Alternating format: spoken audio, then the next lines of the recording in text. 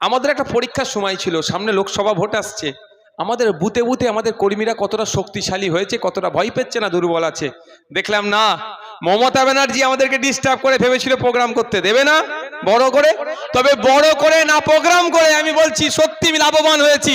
বুথে বুথে কত বুথে ঝান্ডা উঠেছে আইএসএফের, সেটাও আমরা জানতে পেরেছি। এবং সাথে সাথে সব থেকে বড় পাওনা, এটা আমার ব্যক্তিগত বলছি, আর ভাইজানের যেটা লক্ষ্য, যে আইএসএফ শুধু নওশাদ সিদ্দিকী আব্বাস সিদ্দিকীর দল নয়, আইএসএফ জনগণের দল। জনগণের মধ্যে থেকে লিডার উঠে আসবে, আগামী দিনে আইএসএফ এর নেতৃত্ব দেবে। বারবার ভাইজান কথা বলে যে তোদের নতুন নতুন ছেলে নিয়ে আয়, ছেলে মেয়ে নিয়ে এসে বক্তব্য দে, তাদেরকে বলতে দে, ভুল বললো তাদেরকে বলার সুযোগ দে, তারা নেতা আগামী দিনে হয়ে উঠবে। আমরা ওটা চাই।